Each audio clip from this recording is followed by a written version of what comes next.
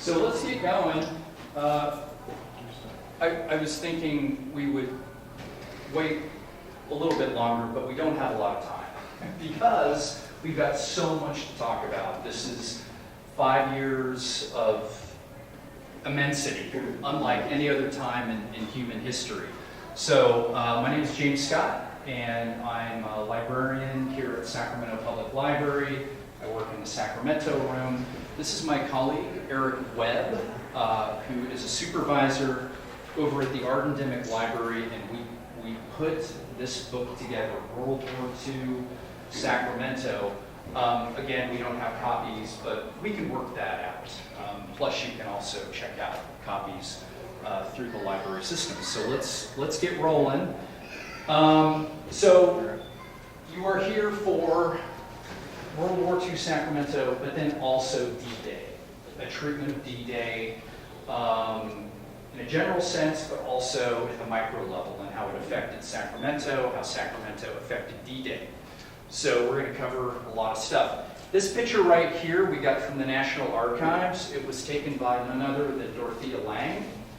It's a picture of a strawberry farmer in Florin section of Sacramento County with her son. Her son is a member of the 40th Infantry Division. He volunteered in July 1941. By February 1942, he was furloughed because he was going to be interned. Executive Order 9066 came down in February, so by the spring of 1942, roughly 5,000 Sacramento Japanese Americans, 5,000 Americans from Sacramento County were summoned to Memorial Auditorium.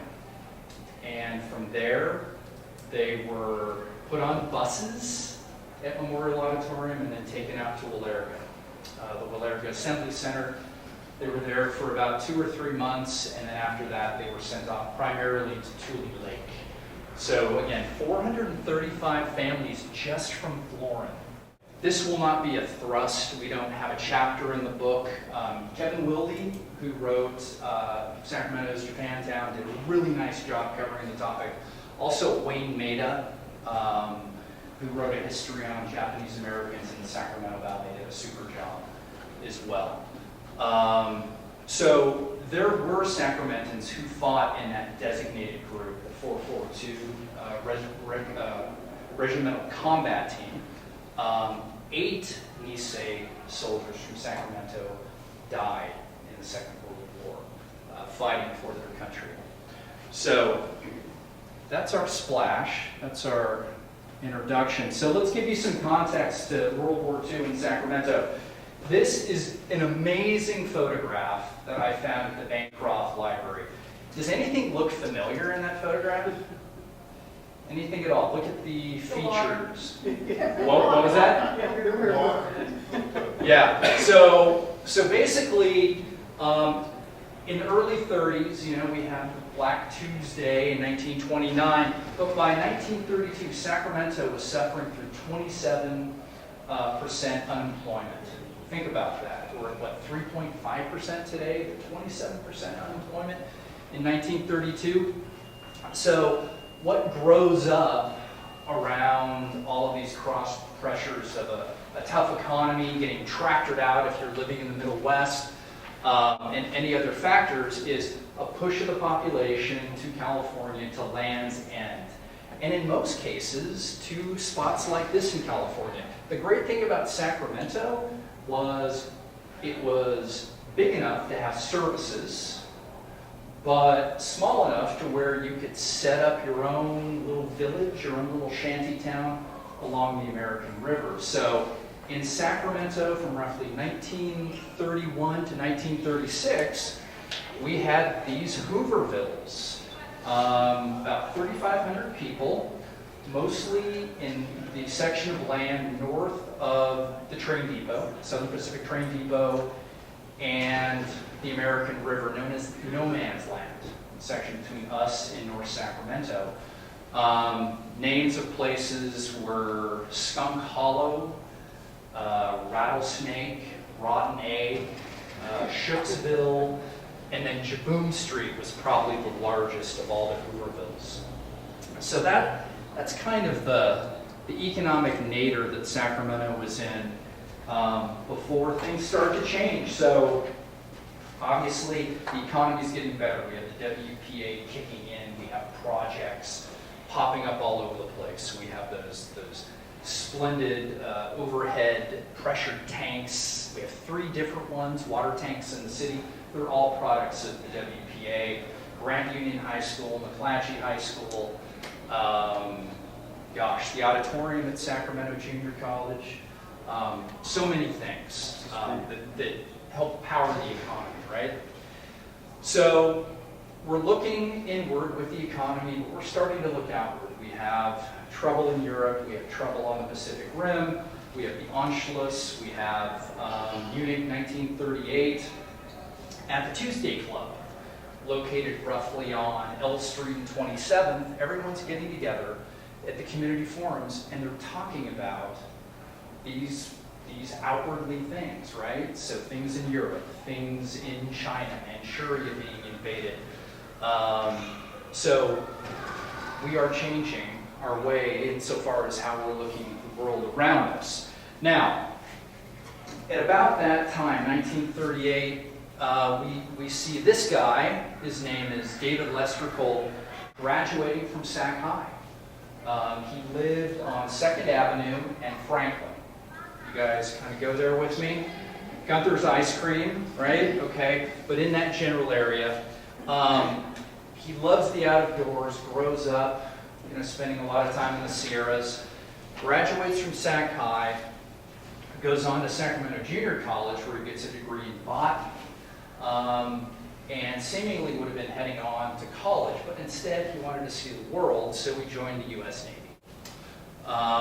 Became an officer, an ensign, and this photo was taken, if you look closely, you might kind of get an idea where it was taken. Any guesses? Look at those trees in the background. Those are palm trees. Hawaii?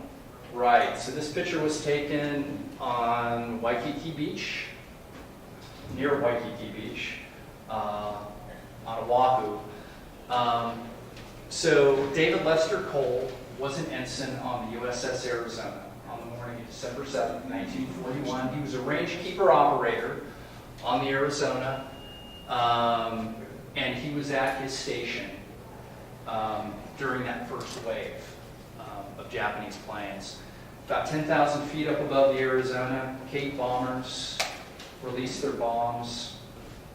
7-second delay once it hits the first bomb, hits the forward magazine, thing goes off, it completely eviscerates the Arizona. So much fire, so much oxygen is being used that the Vestal, which was a repair ship right next to the Arizona that had been on fire, fire was put out. And so David Lester Cole, Sacramento Zone, is number 1 of roughly 500 Sacramentans that would be Gold Star soldiers. Okay, so there is shock. There is immediate shock in Sacramento. What seemed not plausible at all, this carrier-borne force, this naval armada sailing halfway across the Pacific and vanquishing the U.S. fleet at Pearl Harbor was unthinkable, but it happened. It happened. And so with this in mind, municipalities across the country, and in particular in Sacramento, had to consider the same. And so this is a picture right here of the Sacramento Fire Department basically going business to business and providing these businesses with sand in the event of incendiary bomb. Okay? So this is how we're kind of changing our outlook on things. Also, it's important to mention, and Eric and I talked about this whole thing a little bit earlier, is that people didn't stand around in shock too long. They got to work. It didn't matter what it was, just do something to try to help the war effort. And this is going to be recurring as we move along. So let's make that easy transition from Pearl to civil defense. So huge part of the war effort. In Sacramento County, we've got about 20,000 people that are part of the Sacramento Defense Council, which is operated by Thomas Monk. Tom Monk was the mayor of Sacramento at that time. A jeweler by trade, but a very, very effective mayor, especially during wartime. So these 20,000 people, their primary job, their primary purpose as members of the Defense Council was, in the event of attack, your job is to, 1, put out fires, 2, tend to the injured, and 3, protect property. That's the big thing. When it comes to case studies and what this group was able to do, by May 1942, about 130,000 gas masks had been distributed citywide by this army of citizens. So real difference makers in getting that done. The other thing, of course, is making sure that we have blackouts, right? I remember as a kid watching Looney Tune cartoons from the 1940s and Daffy Duck screaming, "Put out that light." It was a part of the culture. So Sacramento didn't do that well on the evening of December 7th. So the cupola at the state capitol, billboards, the lights at the Tower Bridge, they all stayed on. You guys know why they stayed on? Nobody kept making that up. So the police department on December 8th basically figured it out and said, we've got it under control now. But it became a religion. It was something that happened. And this is something out of the Bee. This is something that Amanda, our colleague who wrote the book with us, had harvested. And of course, having complete blackout was critical. Because basically light travels, right? I grew up in Oregon where the I-25 Japanese submarine shelled Fort Stevens in June 1942. You guys remember that whole, anybody? Very obscure, but kind of a claim to fame in northwestern Oregon. So it could happen. So submarines would surface, fire salvos from their deck guns, and then submerge and run away. And you can use light to silhouette targets. All right, how about this first shot? So you guys know where that is, right? You know that spot? So that's it, Alhambra J, and that's a structure that's still there today, which is pretty outstanding. So this is a WPA structure, one of 3 in the city.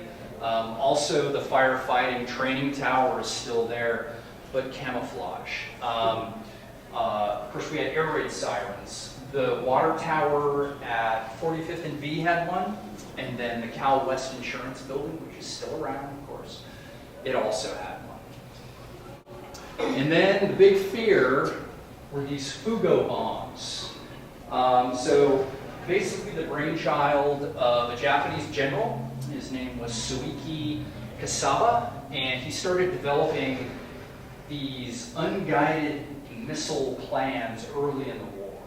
But it wasn't until 1944, late 44, that they started launching them. So basically, we had these helium-powered balloons with incendiary bombs attached to the bottom, and the idea was that you would launch them up into the jet stream, and they would travel across most of the Pacific. By the way, these were launched from Japan.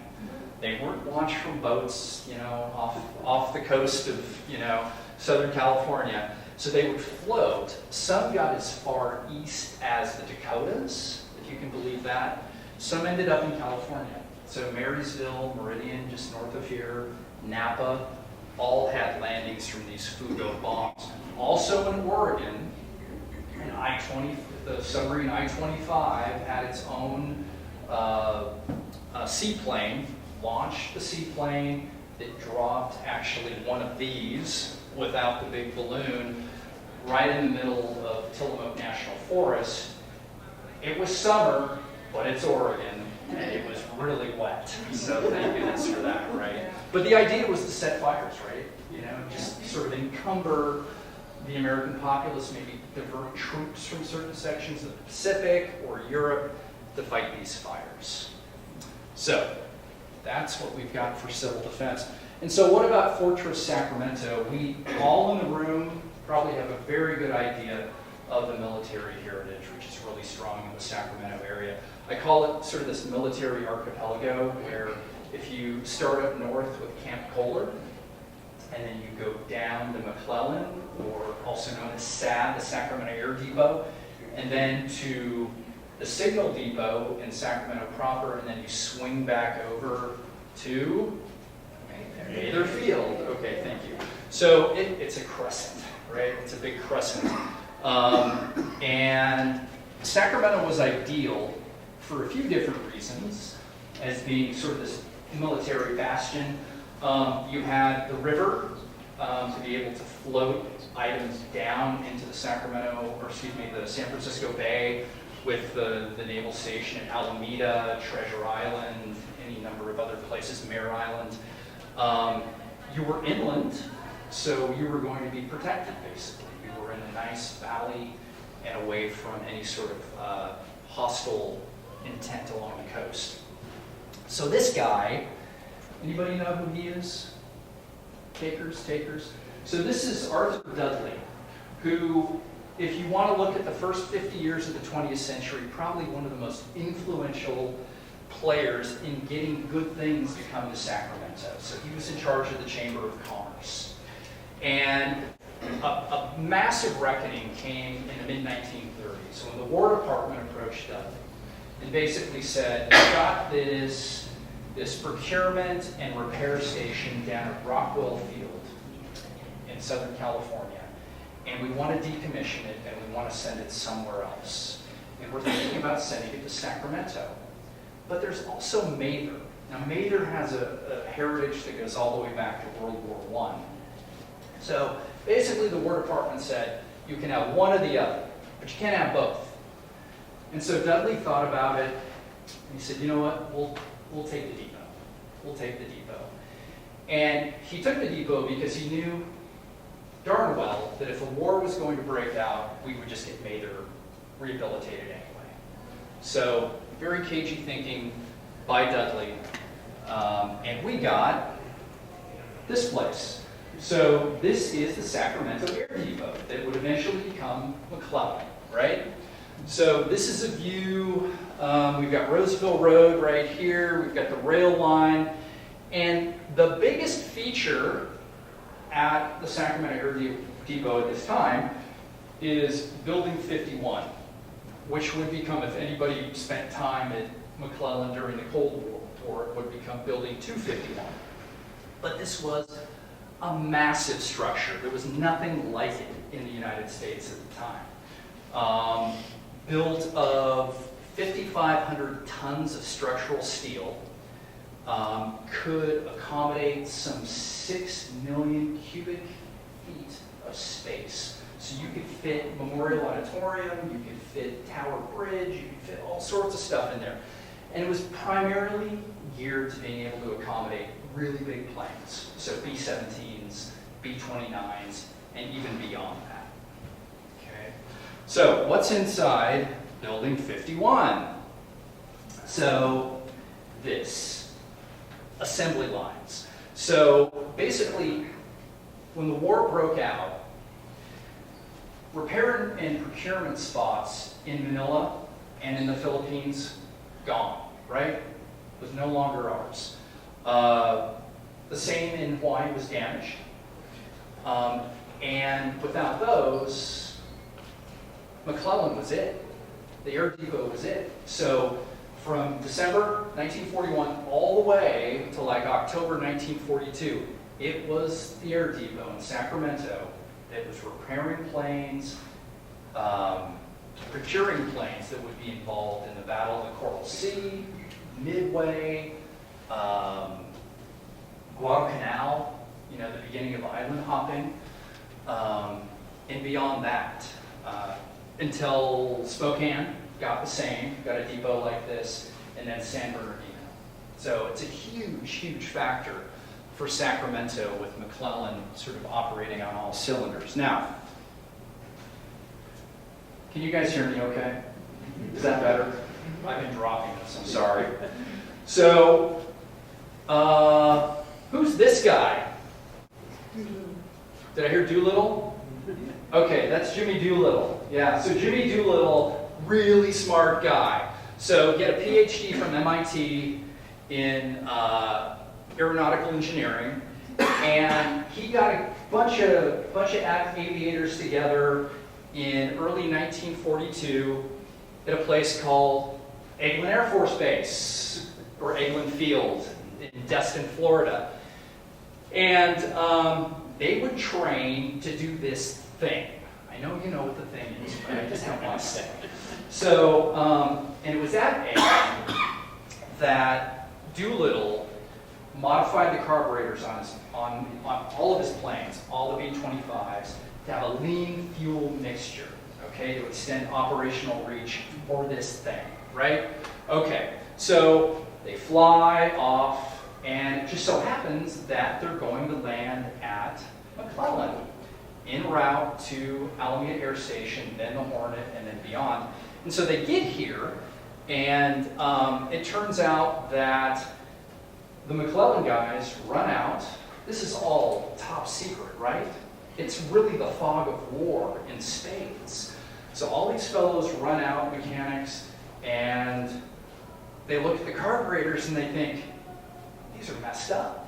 They switch them back to standard fuel mixture. So the next day, they're just running the engines of the planes, and all of a sudden there are backfires everywhere. And our PhD in aeronautics knows exactly what happened. You guys changed those back, didn't you? And so the story goes that some corporal came up to Doolittle, rather private, and gave him an evaluation sheet. Sir, could you tell us what your time at McClellan was like? And you wrote lousy on it, sent the kid on his way. So Doolittle had enough. They got into their planes, they flew off to Alameda, and that was it. As you all know, the story goes that those planes were launched, one of the most outrageously heroic, just courageous operations ever conducted. These B-25s are launched from the Hornet. They fly sorties over parts of Japan, primarily industrial cities. They drop their bombs. And most of those pilots do survive and get back, but it's a huge morale boost, right? So there's more. This guy right here, his name is Dick Cole, Lieutenant Colonel Dick Cole. He just passed away at 103, oldest of the Doolittle Raiders. So what makes this interesting is that when Lieutenant Colonel Cole jumped out of his plane over China, he hit the ground, and looked at his parachute, and on that parachute, the words DC Gray, Sacramento Air Depot appeared on the parachute. DC Gray. And he thought, well, that's fantastic. Now, it was a standard sort of gesture at this time that if your parachute worked, whoever packed it did their job right. And it was incumbent upon you to provide them with cigars, a box of cigars. So the war kept going, and Dick Cole got, obviously, inundated with all sorts of important stuff. I believe he spent a lot of time in the China, India, Burma sector. Even though he was busy, he never forgot about DC Gray. Okay, so I must say that one of my colleagues, Christy Molnar, is here. We both worked on this project together.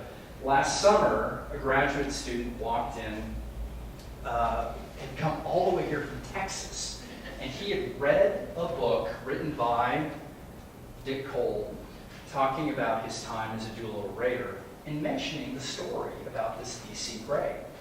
And the graduate student got to know Lieutenant Colonel Cole and said, you know what? I'm going to find DC Gray.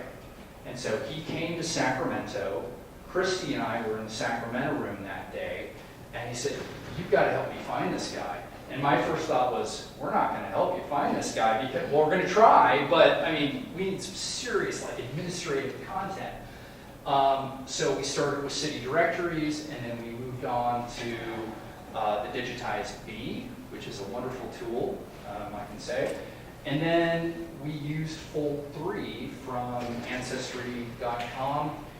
We got basically some verification that D.C. Gray, this D.C. Gray living in Sacramento, that spent time at the Air Depot, and we found a list of D.C. Grays through our Reference USA database, and we gave this list of phone numbers to Greg. This is Greg Adams, the researcher from Texas.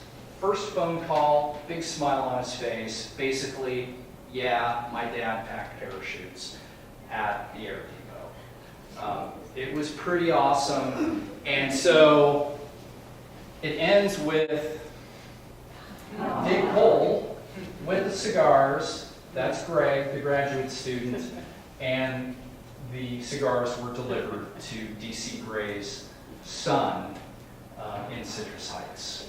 So it's a really terrific story, and how libraries do good things. All right, so let's move on to Mather, and I love this picture because, you know, these are guys probably 18 to 22, and they all have their sextants. This is the first navigator class at Mather Field. So Mather was reconstituted in October 1940, went through all sorts of repair and modernization, ready to go late 1941. And by the end of the war, some 50,000 navigators had graduated from Mather, or excuse me, from the 3 navigator schools in the country. Mather being one, Connolly in Texas, Connolly Field in Texas being the other, the third, I can't remember. But it's a great shot. Getting ready to shoot the sun, those guys. And so mostly at Mather we've got navigators, but we also have bombardier training, we have pilot training. You guys might know that Jimmy Stewart spent time at Mather Field before going on to Europe and flying 25 combat missions. Now, near the end of the war, Mather Field became a point of exit to the Pacific theater. And so we had B-29s coming through, we had B-24 Liberators, B-25 still being used. But this picture right here is kind of interesting. This is a plane called the Leg and Dragon. As you can see, it's a B-29. It is known as a silver plate B-29. Only 13 of these special planes were built, and this plane spent time at Mather Field. So it's it's summer 1945, and the plane had left Kirkland Field in New Mexico and traveled all the way to Sacramento. When it got to Sacramento, spent a little bit of time on the ground. Now I have to backtrack a little bit, but when these guys, this crew, led by Edward Costello, primary pilot, Harry Davis, co-pilot, they picked up this group of mystery men in New Mexico. They wore olive green uniforms, no insignia, no ranks, anything like that. All these guys wanted was for stuff to get moving really quickly. Let's get in the plane, let's go. There was a bit of mystery about them, as I alluded to earlier. So they get to Sacramento, they get to Mather, and again, you know, these guys are just pushing the crew along. You know, typically you land and you get 60-point, 90-point inspections, but no, we can't have any of that because there's a timetable that we've got to adhere to. So they don't do full inspections. The plane takes off 50 feet off the ground, and a forward compartment opens up, and a life raft flies out, wraps itself around one of the rear elevators of the plane, pushing the nose of the plane down right away. So Costello and Davis are in the front, and they have to muscle the plane up and kind of jig it back and forth. They were able to get the life raft loose, but the elevator is shredded, and so the plane is losing elevation. They're at about 300 feet now. And so Costello thinks, well, we can get up high enough to jump, but come to think of it, whatever's on this plane is pretty important. So let's try to save the plane if we can. So we'll think about a crash landing. But kind of at the last second, the thing about these silver plate B-29s, they're built later in the war, and so they're fit with the best technology out there. These new planes have reversible propellers. And so just in a moment of brilliance, Costello is able to put everything together, use those reversible propellers, and land that B-29 right on that Tiger-built runway without anything going south.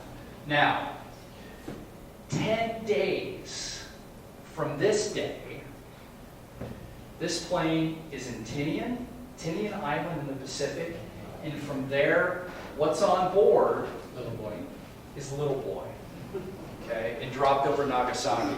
So, I mean, the degrees of separation, no matter where you are in the United States, in Sacramento, Houston, Texas, Madison, Wisconsin, the degrees of separation from you and these history-altering events, there's not much separation there at all. So definitely Sacramento's brush with you know, those fateful days in August 1945. I might also mention that Maida was part of the Sunset Program, basically an operation to repatriate everybody from the Pacific. Yes, Bill? Who were these mystery men on board? Were they from the Manhattan Project? They sure were, yeah. So they were taskmasters, basically had one job to make sure that everything ran smoothly. Was Oppenheimer? No, no. So, so repatriation took place through Maida, and guess who came through but none other than Jimmy Doolittle came through. Years later, but he came through Maida, not McClellan. And on top of that, Great Artiste, Boxcar came through. These are all plane names you might remember again from the bombing of Nagasaki and Hiroshima. The blister gunner of a plane called the Great Artiste was actually interviewed by the Sacramento Beet.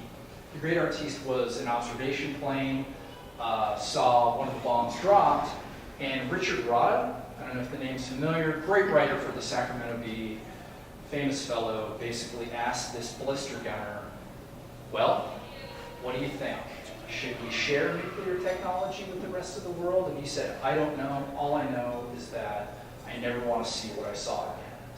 An amazingly candid interview done by a Sacramento Bee writer. So, with that said, that's Fortress Sacramento, and that's civilian defense. Now we're going to go ahead and pass things over to my esteemed colleague from the Archivist Public Library, and we're going to talk about Sacramento agriculture. Do you need this? Yes, sir. Okay. I will take it. There you go. Okay, so now you're going to get your meat and potatoes here. Figuratively and literally. So,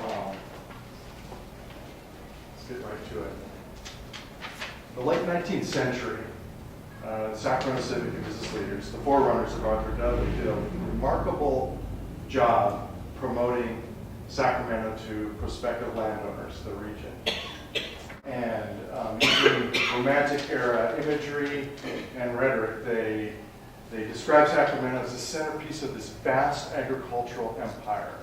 And they exclaimed that the city was a herbs and orto, a city in the garden, the second coming of the Garden of Eden. And it was remarkably effective. And the truth is, there's some evidence to support this. Sacramento, of course, is the state capital, a power center, but also it was a hub of transportation. Included the river, an inland port, major inland port, a nexus of railroads, including the first railroad in California, the Sacramento Valley Railroad, which stretched from the Sacramento waterfront, built in 1853, by the way, stretched from the Sacramento waterfront through the Arch Street corridor and up to Folsom. And we now affectionately think of it as the Folsom Light Rail Line. But of course, of much more significance was the Transcontinental Railroad that came a few years later. And then by the turn of the 20th century, there was a nexus of roadways, trans-valley and transnational roadways, which included the Lincoln Highway. And then, by the 1920s, Sacramento was home to a number of canneries, two of which were widely regarded as the largest canneries in the world. And this one here is the Del Monte Cannery, the Calpac Del Monte Cannery, we now know as the Blue Diamond Complex at 17th and State Street. The other cannery, the Libby Cannery, is that big, beautiful, I think beautiful, red brick structure that you see on Stockton Boulevard near Alhambra. And then there was the Burkett's Richard Cannery, which no longer exists, but was the largest independent cannery in California. And they each had dedicated rail lines, one or maybe even two rail lines for a spur of rail line for easy transport.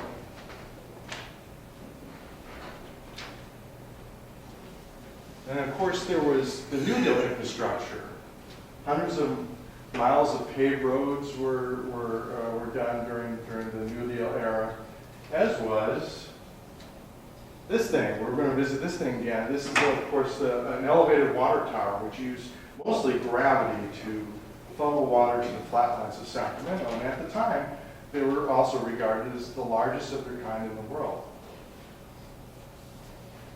And then there was, on a larger scale, there was Shasta Dam, which was created 3 years ahead of schedule, if you can believe that, in 1945.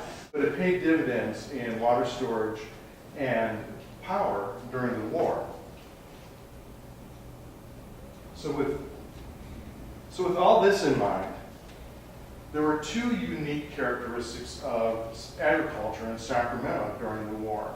One was a major league home field advantage, and the other one was a terrible tragedy that almost plunged the agricultural scene into utter calamity. So first, the home field advantage. And that was the Sacramento area's proximity to the University of California, Davis, which is the leading state's agricultural school. And for many decades leading up to the war, the university developed a strong relationship to local agrarians. And it included demonstration farms, of course the one in Davis. There was one in the Delta, another one in Florida, where we had the large Japanese-American contingent, and another one in Fair Oaks, and yet another one in Woodland. And these farms were used as an experimental playground for the agricultural scientists and engineers over at the university. Now, I'm going to make a pitch for what I feel should be a local luminary. And it's the gentleman on the far right here. His name is Elmer Stanley. And Elmer Stanley was a Chico State grad in agricultural science. And he was the president of the University of California Davis Extension for the area, for Sacramento County and the region.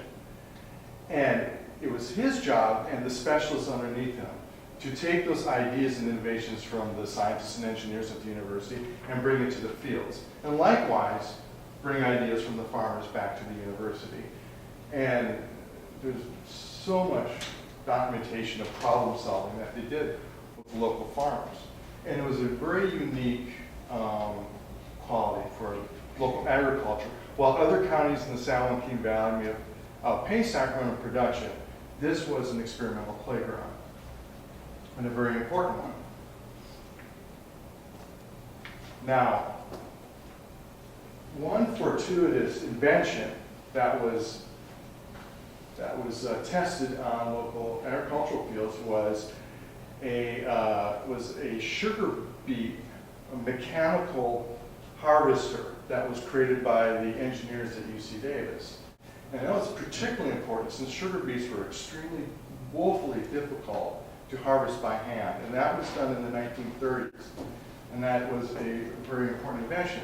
But as the war started, you know, as the cliche goes, necessity is the mother of invention. Innovations happen fast and furious. So I'll just go over a couple of them. Another one was, like with the sugar beet harvester, there was the mechanical hop harvester. Now the truth is, that was invented in 1909 by E. Clemens Horst. And this is a trellis hop lines on what is now Cal Expo, the Horst hop fields. He was the big player in hop production, actually in America, let alone in this region. And he had invented the harvester in 09, but other hop farmers didn't take to it. But by 1945, the whole hop crop was harvested because of labor shortages, which we're going to get into in a moment. And then sometimes inventions were reciprocated.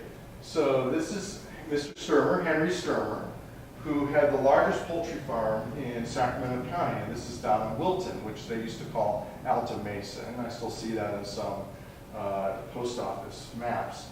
And Mr. Sturmer created a 2-horsepower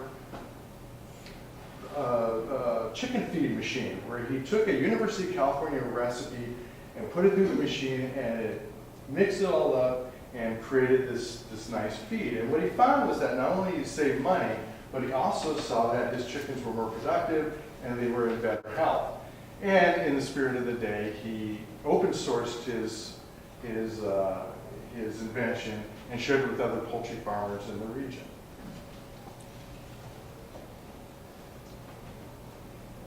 Actually,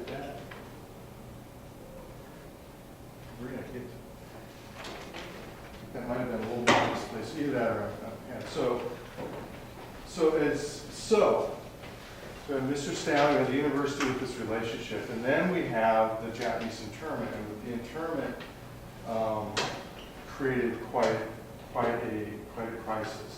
Now, for a little background, the Japanese immigrants obviously come during the gold rush, and I was just hearing on the way here on the public radio, there's the 150th anniversary of the Wakamatsu colony, which is near Coloma, and the immigrants from the Wakamatsu immigrants came from a prefecture in Japan, which we now know as the state of Fukushima, and they brought with them centuries of agrarian knowledge. They were master gardeners, and immediately upon their arrival, they actually had entries in the 1869 State Agricultural Expo here in Sacramento.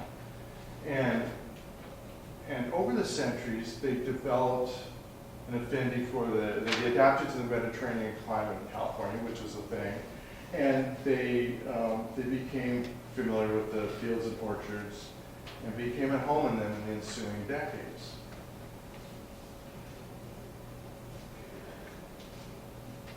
Now, there's one recollection. Herb Winterstein remembers.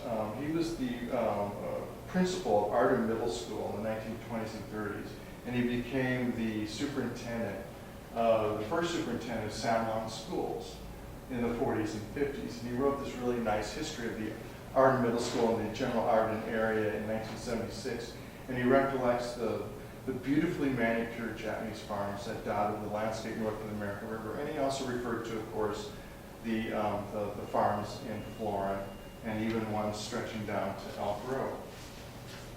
Now, in spite of a rising level of resentment and some targeted legislation, most specifically the 1913 State Alien Land Act and the 1924 Federal Immigration Act, which actually has a clause in there specifically targeted the Japanese, Sacramento, at the onset of World War II, had the 4th largest population of Japanese in America. And more importantly, at least on this topic, is that they account for 70% of agricultural production in the region. So as you can imagine, with the internment, it created an absolute crisis in the agricultural world, in the local agricultural scene. And so Mr. Stanley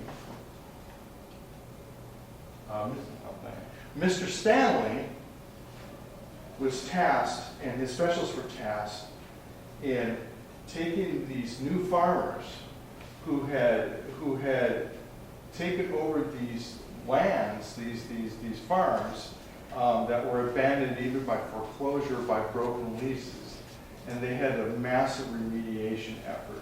Now, in 1942 was an absolute state of crisis and chaos in the agricultural scene. Tomatoes withered on the vines. In Florin, it was the center of berry production, so if you needed a strawberry, you weren't probably going to find one at market. You would have to grow one at home. And the sugar beet crop, which was extremely important for sugar production, were actually hit 70% of capacity in 1942, but as one farmer put it, 100% is necessary for for our nation. We need full capacity. So Mr. Stanley had this really difficult task with his specialists to remediate these new farmers, some which the University of California derisively described as urbanites who seek the rural lifestyle. In other words, glorified hobby farmers. And so in 1942 alone, Sacramento County had 707 farm meetings, many of them on the demonstration farms, attended by over 16,000 people. And so it was a real difficult situation with that. Then on top of that, you only had to worry about people overseeing the farms, but you needed farm labor. And the truth is, the farm labor, as we know, there's an axiom of war. When war starts, there's a shortage of metals, transportation, and labor. And farm labor was a national problem, such that national agricultural leaders tried to get Congress to pass a deferment act to get soldiers out in the fields. But the War Department said, heck no, no way, and it died in committee, in Senate committee in 1943. So what do we do here? And if that weren't enough for Mr. Stanley worrying about the farms, he was also tasked by the State Department of Agriculture to lead the farm labor effort in Sacramento County, so they had to coordinate it. And so, who came and rode to the rescue? Now, it's often asked, how about soldiers on leave? And it's true, soldiers on leave did help with harvesting and did help with the farm work. How about POWs? And James can speak better to this on POWs, but it is true that some German POWs did help with the farm labor, but you would get an F in any agricultural history class at Davis if you were to say that they had any meaningful impact on farm labor during World War II. The truth is there were three groups of people who came to the rescue. And the first group, first and foremost, were the Proceros. In 1942, the Roosevelt administration implemented the Procero program. Now, the Procero program actually reached its zenith in the early 1950s, and it became, frankly, an utter human rights disaster. But by 1944, 1,500 Mexican immigrant workers came to Sacramento County, and they helped out in the fields. So, if you can picture this, at 2nd and K Street was the main farm labor office in what we now know as Old Sacramento, then was the West End. And the main farm labor office on any given day would have 500 to 2,000 itinerant farm workers signing up to register to go out into the surrounding fields. Itinerant Mexican workers, there were Filipino Americans, Dust Bowl refugees, a kaleidoscope of people. There were 100,000 registered in 1942, another 100,000 in 1943. All told, during the war, over 500,000 people registered at this farm office at 2nd and K. And the State Agriculture Commissioner and the folks at the University of California, once again, Mr. Stanley, oversaw this effort, exclaimed with prideful glee, this is the busiest farm labor office in the United States. So, who else helped with agriculture? And this is not in the fields, but just as important. We mentioned the canneries, and it was women. And of course, we know that during World War II, women did a lot of different types of war work. But during the war, you would see many pleas over the airwaves and the newspapers and other publications, advertisements begging women to come to the canneries. There were 24/7 operations, and to a solicitation that said, work any schedule you want, we pay by the unit, so work at your own pace, you'll be paid accordingly. A particularly amusing and cringeworthy, patronizing plea for help was from the Burkett Richards Cannery. And they implored the women to join the army of the WTP, the Women Tomato Peelers. And actually this is the WTP in action. This is a photo from August of 1943 at Burkett Richards. So who else helped with local agriculture? It was the children, the youth of the Sacramento region. This is a picture of students working at the Cortland Pear Harvest. I of course think of the Cortland Pear Festival, but this is a photograph, I believe, from 1944. Schools, Sacramento Junior College, UC Davis, they changed their schedules so that children could work the harvest. And there's a lot of reports about Bay Area kids coming to the region to help out in the fields. There was a Girl Scout group from Oakland who came and helped harvest tomatoes in the Delta. And then there's a Boy Scout troop from San Francisco who came up to Loomis, and they actually pitched summer camp in a pear orchard, harvesting pears, and they had a swimming hole nearby to add to the enjoyment. So in the end, to summarize, so much more to this, of course, but Mr. Stanley, under his guidance, and most importantly, and he says so, it is reported in their annual reports, the University of California, it was the Mexican braceros who truly saved the day out in the fields.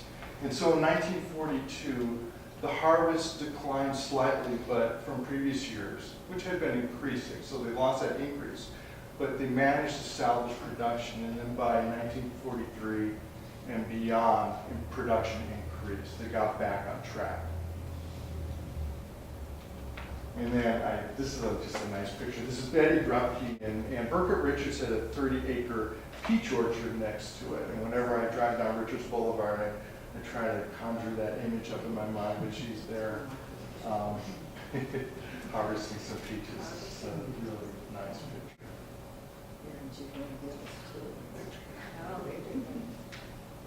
Okay, Victory Gardens. This is a lot of fun. Now, the Victory Garden Program, formerly known as the Food for Victory Program, was nothing new for Sacramento. Number one, agriculture, as you hopefully already figured out, was second nature to Sacramentans. And most Sacramentans had a home garden of their own, or an orchard, or something along those lines. Also, older Sacramentans can remember the Victory Garden Program for World War I. And so this once again, old hat. And of course, the gardening program was part of the civil defense program, and it was tied with rationing. And in my chapter, I get into the rationing, which followed the United Kingdom model. But the catchphrase of the time was "Grow vitamins at your door," and it actually arguably could be the most successful civic program that Sacramento's ever done with the level of engagement. And I'll get into some numbers in a moment on that.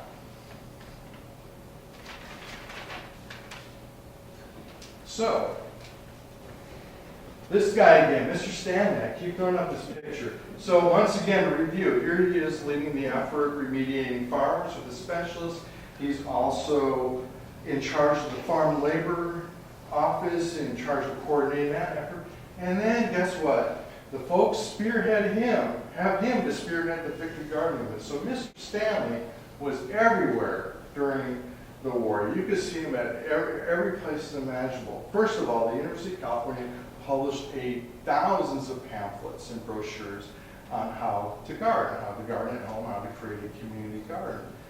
A lot of it here in the public library. And actually, if you think about it, a lot of that wisdom now is codified in the University of California Master Gardener's Manual. So you can see the origins of that manual in the brochures and pamphlets issued out by the University of California during this time.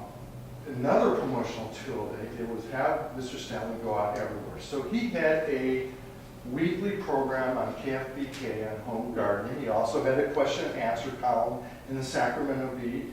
And he was seen at virtually every organization to give a talk on home gardening and community gardening. 4-H Club, you want to learn about gardening? Mr. Stanley will come and see you. Rotary Club, Elmer Stanley will be there. The Tuesday Morning Club, Mr. Stanley will show up happily. The Sacramento High School Faculty Wives Club, Mr. Stanley paid a visit. If you and your neighbors wanted a meeting, Mr. Stanley will show up and be happy to talk to you about home gardening. So, this effort really paid off. The university instituted curricula in every school, high school, elementary school, Sacramento Junior College, where they had seminars on home gardening that was open to the general public. Every school in the city had a garden, virtually every school in the county had a garden. And this one is Sacramento High School. And at Sacramento High School, they had 200 individual sections. So each student got their little plot and they grew their vegetables on that plot. Now, every park in the city and county had a garden too. McKinley Park, the garden was right adjacent to the Rose Garden. Southside Park had one, Capitol Park had one, Sutter's Fort had one. Even the downtown post office had a victory garden. Now, Charles Detterding, name rings a bell, he was the county executive at the time, and Carl Klein, who was the president of the Sacramento Realtors Association, took an inventory of vacant property in Sacramento.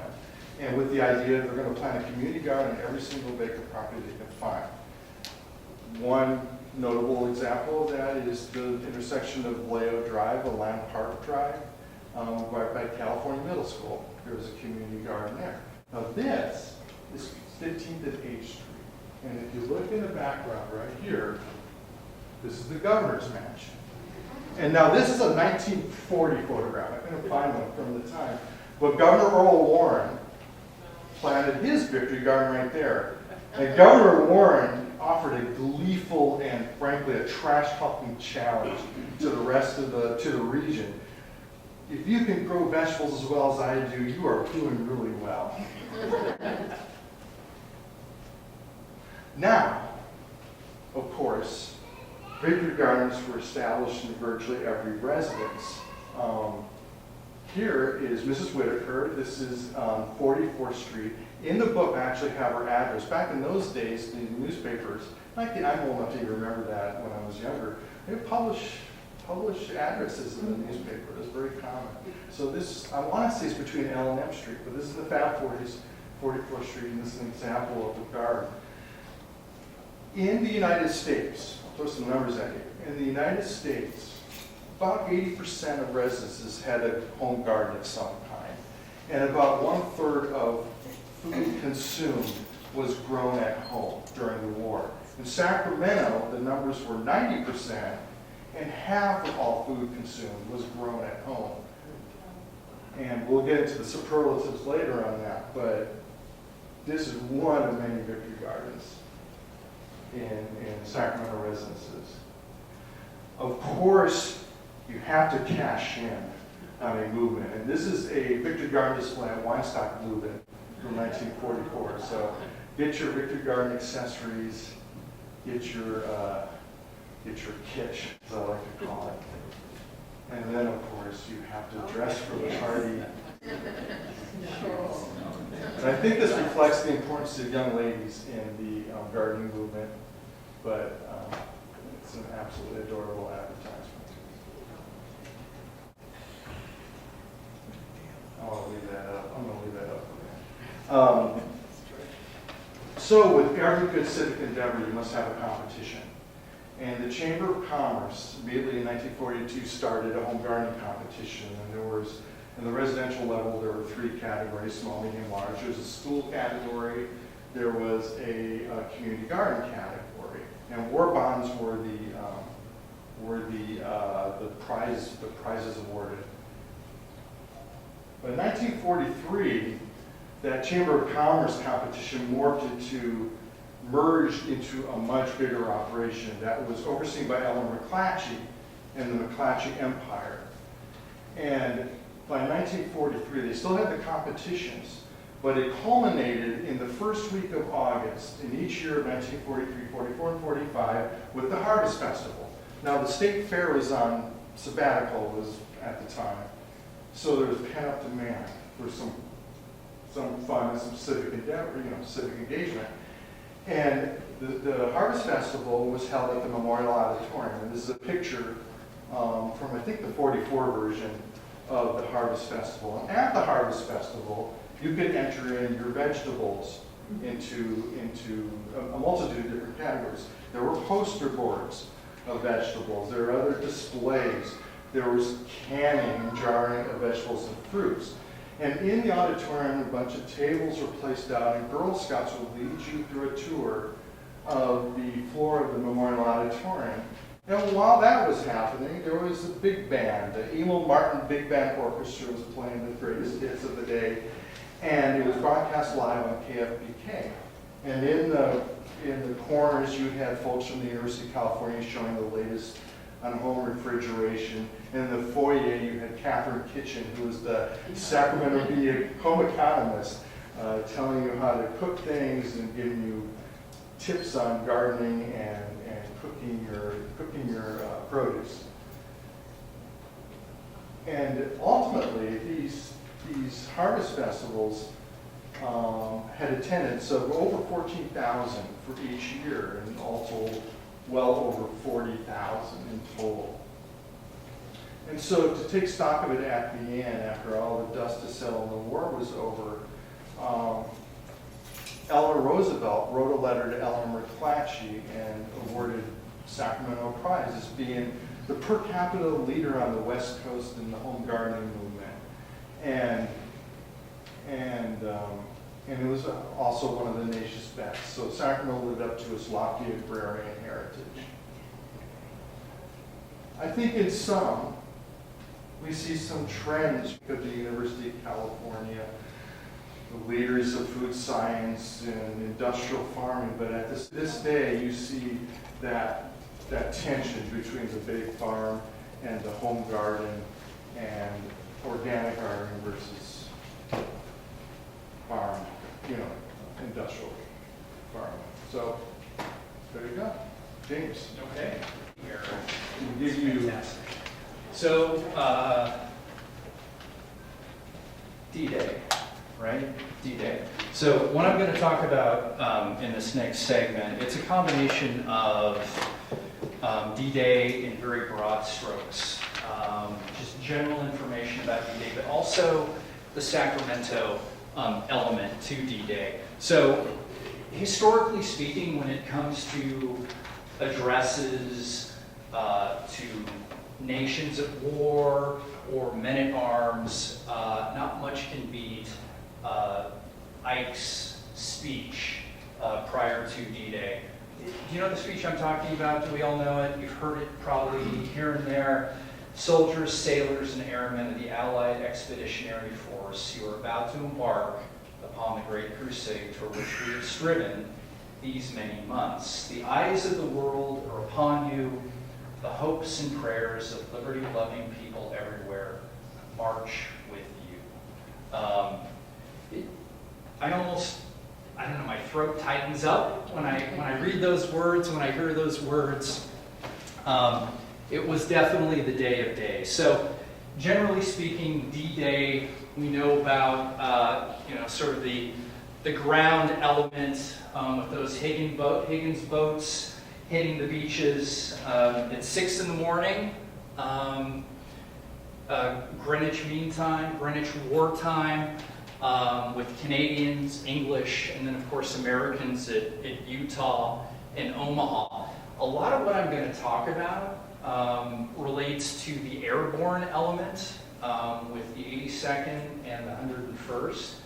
It just so happens, for some odd reason, a lot of Sacramentans ended up in the 502nd Parachute Infantry Regiment, which was part of the 101st. We've heard of Stephen Ambrose's book, Band of Brothers, and the HBO series. That is 506 Easy Company of the 101st, which in all the chaos of D-Day and the drops, elements of those two units would actually come together. But we'll get into that a little bit more in a second. So, the D-Day beaches. Now, the invasion begins roughly at around 6. Now, 6 in the morning. Now, there is that airborne element. So at 12:15 a.m. in Europe, Pathfinders are dropping. So these are the men that are dropped from the C-47s to mark drop zones for soldiers that are going to drop later on. So that's at 12:15. So if you're in Sacramento, okay, Pacific War time, it's about 3:15. So what's going on at 3:15 on Monday? Kids are getting out of school, Sierra School, Donner School, Lubin. You might want to go get a late lunch at Hart's Lunch on K Street. Very pedestrian Monday by all measure. So when do we find out about D-Day? So our two primary news sources at this time, outside of the newspaper, are KROI and KFBK. So KROI is the CBS affiliate, where you'd be listening to Robert Trout. KFBK is NBC, and that's Robert St. John that you're going to be listening to. So the invasion begins, the land invasion on the beaches with the Higgins boats at around 9 o'clock Pacific War time. All right, so we're either asleep or we're getting close to falling asleep. So between 9 and 10:30, the invasion started, but we don't know anything about it at this point. So at about 10:30, both on NBC and CBS on the radio, these guys break in, okay? So what are you listening to on KROI or KFBK? On KROI, you're listening to the Music Hour, and that was Artie Shaw, okay? If you're listening to KFBK, you're listening to the Magic Hour, which is a variety show which is sponsored by Rexall Drugs, future employer of Wayne Thiebaud. Not that that matters too much, but he did spend time at Mather during World War II. So we're listening to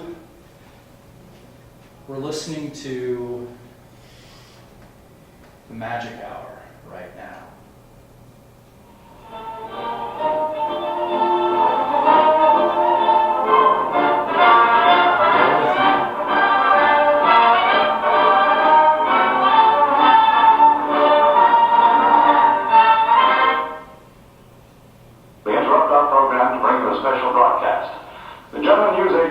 Transocean said today in a broadcast that the Allied invasion had begun.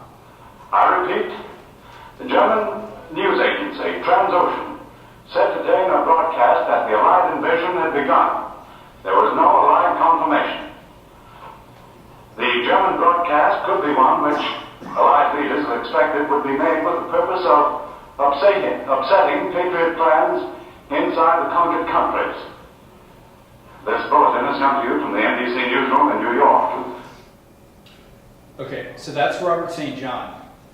If you listen carefully, he's trying to hold it together at this point, right? So he's trying to catch his breath here and there. So obviously, momentous time in world history, to say the least. So it's not until, so time passes, and by the way, this is coming from Transocean out of Berlin. And the fear is that an announcement like this was destined to happen as a way to draw out resistance fighters in Europe and do some damage there. But it is legitimate. There's just no way of knowing at this point. At 12:30 in the morning, most of us are asleep, although some people are staying up, I'm sure. We finally get word from London and SHAEF, the Supreme Headquarters Allied Expeditionary Force, that in fact the invasion was taking place. So this is one of the great pictures, I think, of D-Day. This is General Eisenhower speaking to Wally Strobel. Wally is part of the 502, like I said, the group that seemed to have a decent number of Sacramentans. At this moment, I want you to think about everything that's going on at these fields surrounding the greater London area, Portsmouth.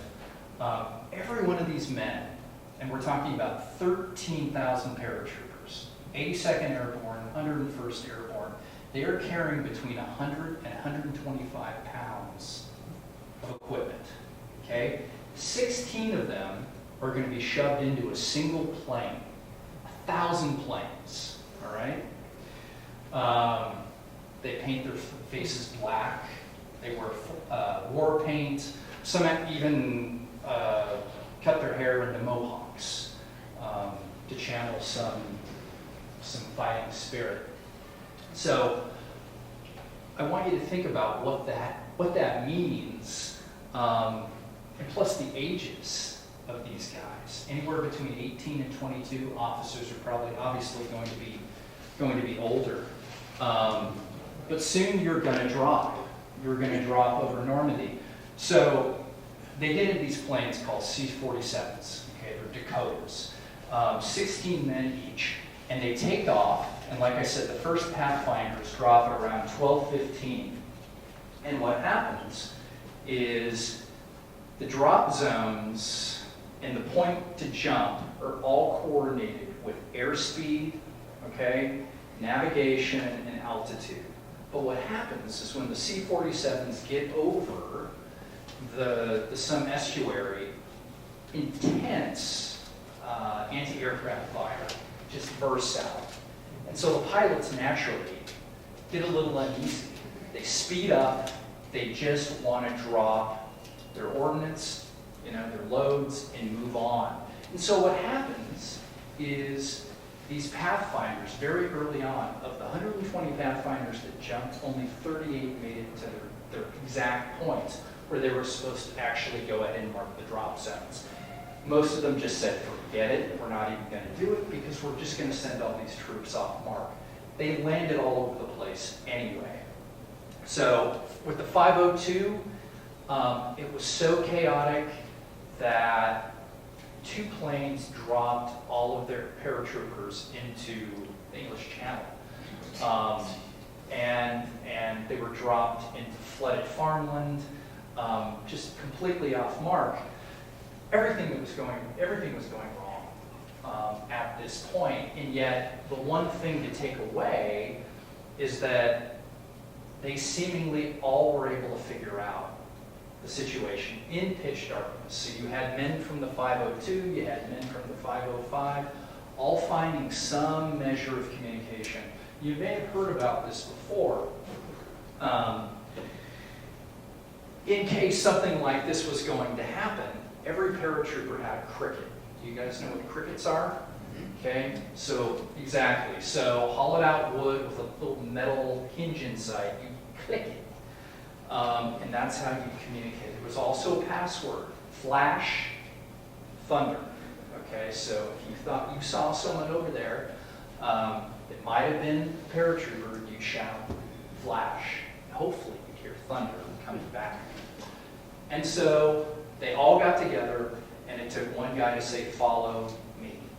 And the mission of the 502 was to basically go ahead and hold causeways running into Utah Beach, which actually turned out being the safest of the beaches to land on, in addition to Sword, Juno, and Gold. And they were able to do it basically by cobbling together these units of men that were dropped all over the place. So, with that said, I actually want to go ahead and read to you a section. By the way, this is a picture of Tom Pinion. Tom Pinion was a member of the 502. He grew up in Alkali Flat, over on 7th and G, graduated from Sac High in 1940, and dropped over the Sherwood Peninsula in 1944 in June. So I want to read to you a section out of The Longest Day, which I think kind of illustrates the shock, the fear, and yet the determination that went along with this evening on D-Day, whether you were a French citizen or you were a young paratrooper being dropped. And in this case, it's over Saint-Mary-Lise, which we all might recognize as a name. So, the moonlight flooded the bedroom. Madame Angèle Levrault, 60-year-old school mistress in Saint-Mary-Lise, slowly opened her eyes. On the wall opposite her bed, bunches of red and white lights were flickering silently. Madame Levrault sat bolt upright and stared. The winking light seemed to be slowly dripping down the wall. As full consciousness came to her, the old lady realized she was looking at reflections in the large mirror on her dressing table. At that moment, too, she heard off in the distance the low throbbing of planes, those are the C-47s, the muffled booming of explosions, and the sharp staccato of quick-firing flak batteries. Quickly, she went to the window. Far up the coast, hanging eerily in the sky, were brilliant clusters of flares. A red glow tinged the clouds. In the distance, there were bright pink explosions and streams of orange, green, yellow, and white tracer bullets. To Madame Levrault, it looked as if Cherbourg, 27 miles away, was being bombed again. She was glad she lived in the quiet little town of Saint-Mary-Lise this night. The school mistress put on her shoes and a dressing gown and headed out through the kitchen and out to the back door, bound for the outhouse. In the garden, everything was peaceful. The flares in the moonlight made it seem bright as day. The neighboring fields with their hedgerows were still and quiet, filled with long shadows. She had taken only a few steps when she heard the sound of airplanes growing louder, heading for the town. Suddenly, every flak battery in the district began firing.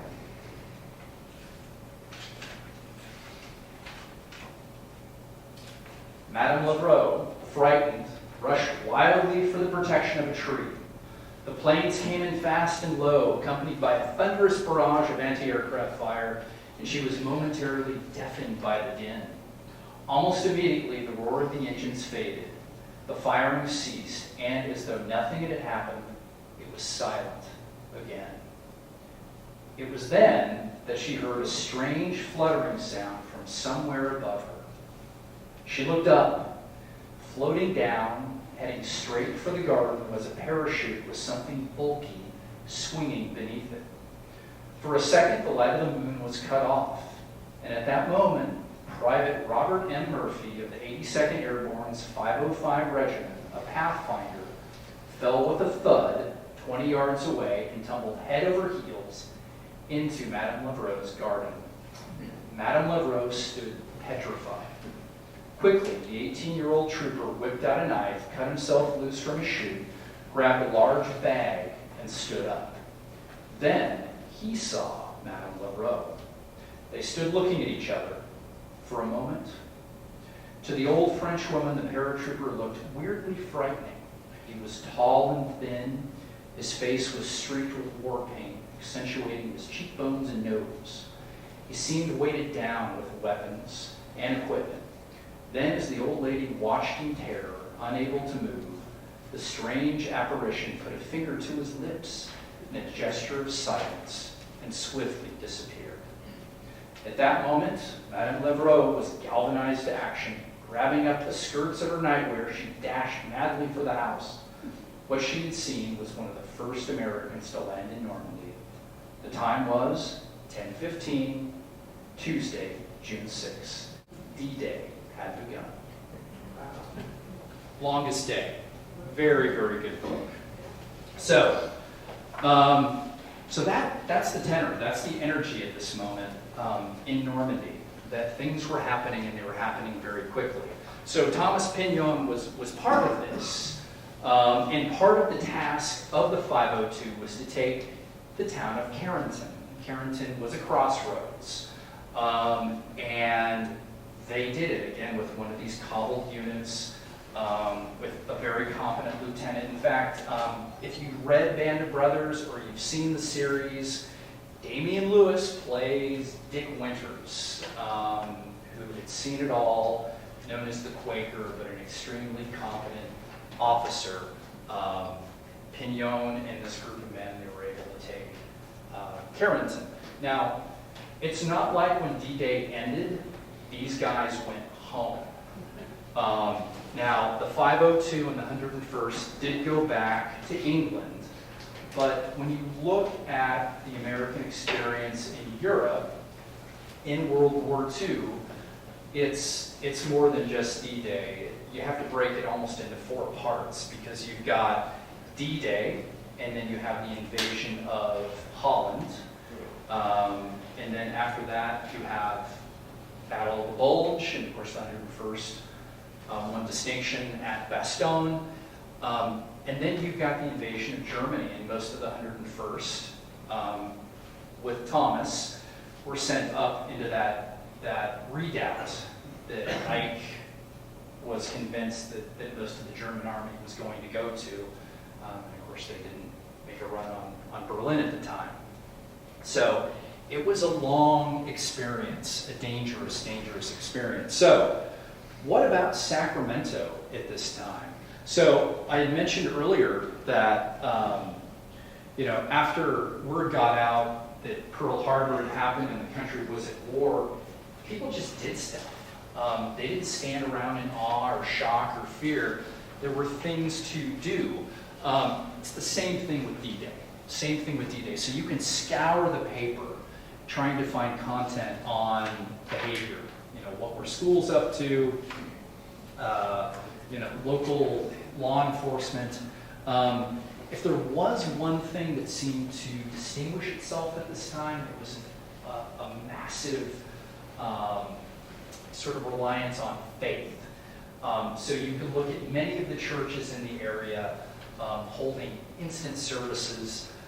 This is a picture of one of my favorite buildings in Sacramento. It's the Westminster Presbyterian Church, modeled after the Blue Mosque or St. Sophia in Turkey. And right away they had a service. And Reverend Clarence Kirchner was the leader of the church. And during a service, he stated, as word comes in of the invasion of Europe, we pray for the President of the United States, our Commander-in-Chief, the Governor of the state, and all in authority over us. We pray for those serving in the armed forces and for their loved ones here at home in the anxious moments. We pray for our allies and all who serve with us in the struggle to free the enslaved millions of the world.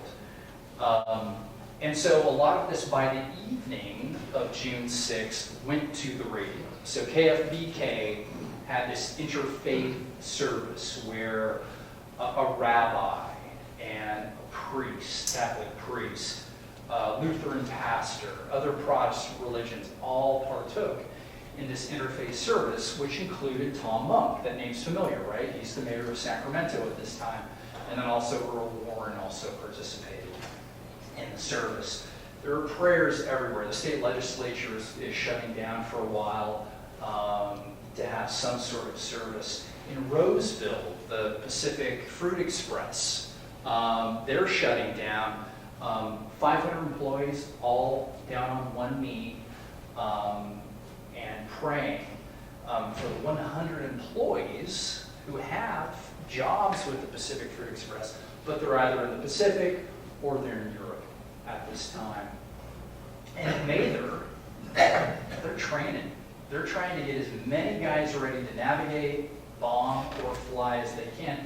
And by the way, as of June 5th, unbeknownst to D-Day, the 8th Air Force, which is the primary, aerial force in Europe at this time, is losing men like crazy.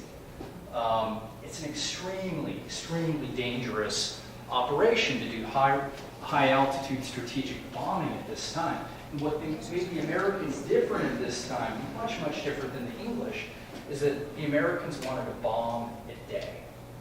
You get better accuracy with your northern bomb sight that you're using, but it's oh so more dangerous. So at Mather, they are starting to take 17-year-olds as bombardiers, in training, bombardiers, pilots, and then also navigators.